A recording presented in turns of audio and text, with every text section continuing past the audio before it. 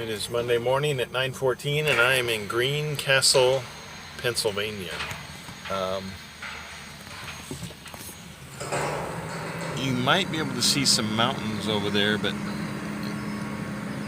they're not too present because I feel like I'm on the top of all the mountains because I did some climbing. I was in fifth gear,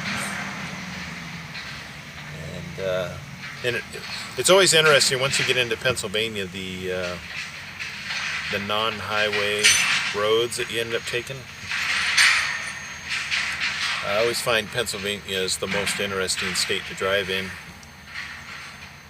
You reposition that. So here I sit. I've been here for, I don't know, over half an hour. Home. Messaging. Thank you. 48 minutes. I just had to take my chains off and pull around, I guess, to where I'm at right here. I got my CB, turned the channel that they requested me to turn to, and now I'm just waiting on word. I'm watching them because there's two groups of people that are working, moving steel and whatnot, so I keep waiting to either hear something over the CB or somebody's going to say, hey, wave me over, but I was told to unchain, turn to channel 25 and pull around to kind of this side of the building so they can all see me. I'm the only truck here, so we'll see how long this takes. The interesting thing when I arrived at this location is they have these signs a little bit larger than the size of my phone telling me receiving with an arrow pointing to that way, but it's facing the street instead of being perpendicular to the street so the drivers can see it as they're driving and approaching the driveways. They have it parallel to the street, so you have to actually be right in front of it in order to kind of read the sign. They are small. They are slightly larger than my phone, but not much. I had to laugh when because I pulled in I guess the non-receiving side, and they told me to turn around and go to the other driveway, which where I'm at right now, I can see exactly where I pulled in. I'm assuming I'm going to be driving out that way, so I think they just want it to be one-way traffic. So I drove over to where the side that says receiving on it, and again, that sign, very small. It's probably about double the size of my phone. It says receiving, but it again is parallel to the road, facing directly out, really tiny. And I was laughing to myself as I was pulling into that driveway. I'm like, these are some really good signs.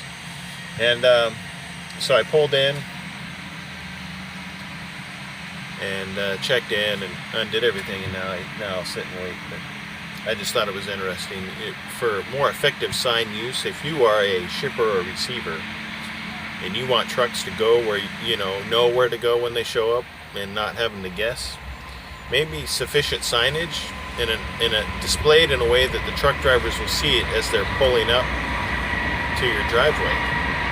A lot of companies do that. They'll have a big sign that says no trucks, and then another driveway says trucks with a big arrow, and it's like 5-foot tall sign, so drivers can see it from a distance, so they can know what they're going to do ahead of time without having to block traffic. Luckily for me, it's like a 3-lane highway, and it had a turning lane in the center, so I was able to pull into the center to figure out what was going on. Trains going by, my window's open because it feels warm in my truck, but it's probably about 35 degrees outside. So anyway, that's it for now. We'll see how long this takes and what I get next. I drove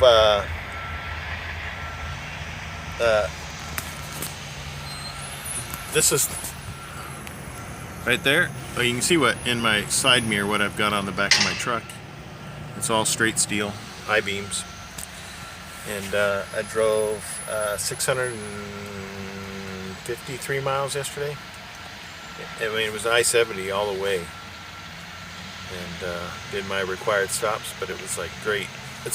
On Sunday, it's always smooth sailing through most cities because there's less traffic, so made good time, got good mileage, so See what happens next. So as soon as I concluded that last clip, they somebody walked up and said, "Hey, come over here." So I need to make more videos, and then they'll unload me faster. Let me pull over. I was back over there behind that crane, behind that building over there. They had me pull over here, and basically what they did is they had me blindside back into one of these open spaces, and they had 2 cranes. That one that you can, one on each side of these piles. They had one on this side and one on the other side. My truck was in there. What they did is they hooked up chains to my bundle, the whole load, lifted it up with those 2 cranes, and they had me pull out. So, and then they just lowered it right on the ground, right where my truck was, and put some boards underneath it, and I guess that's it. So now I wait for my next load assignment. I am number 1 on the board of 8 trucks in this area, so that doesn't necessarily mean I'm going to get a load right away. So we'll see. Just waiting for some kind of message telling me what to do, because I'm in, where am I? Well, I'm in Greencastle, Pennsylvania, but I want to kind of give you an idea of where I'm at in Pennsylvania.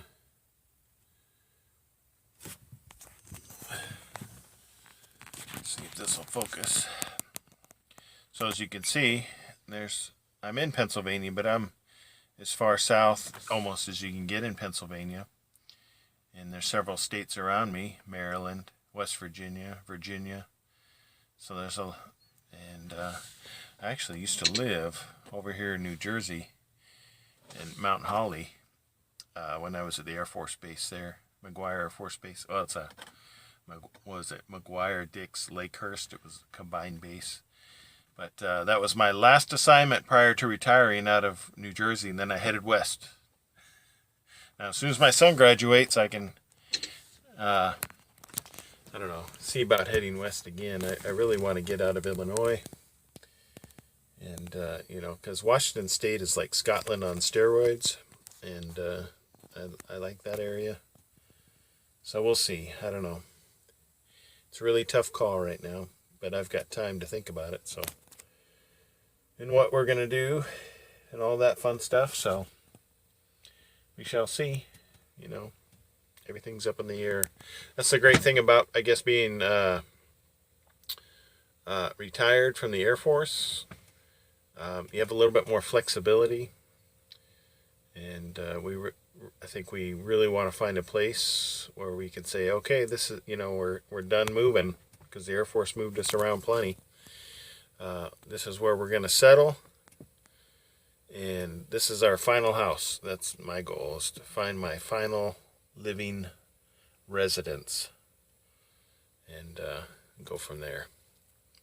So the search begins, but unlike when you're in the military and it's like, hey, you've got a permanent change of station assignment that has come up, and you're like, okay, we're on the clock, we got to find a place to live, we've got to get everything, organize everything and go. It was on a timeline. You didn't have any very little leeway as to how to get there and how long it was going to take you. You had to, there was deadlines.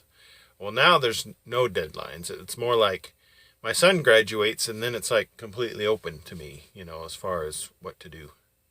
No pressure, no time pressures, no time crunches, no dates I have to worry about. I do have 3 younger children, but they're all homeschooled. Some crazy things they did with the elementary school nearby where our kids used to go to, and after they made these weird changes, we're like, oh, okay, we'll teach them at home, and now they're doing a ton better than what they were doing in school. Surprising at the level of math and reading and all that stuff that they're able to do now. So anyway, enough rambling. We'll see what I get next, and what gets me out of Pennsylvania and where they send me. It would be really cool if I went to Maine. I'm just saying. Just because that place is beautiful up there. Won't happen.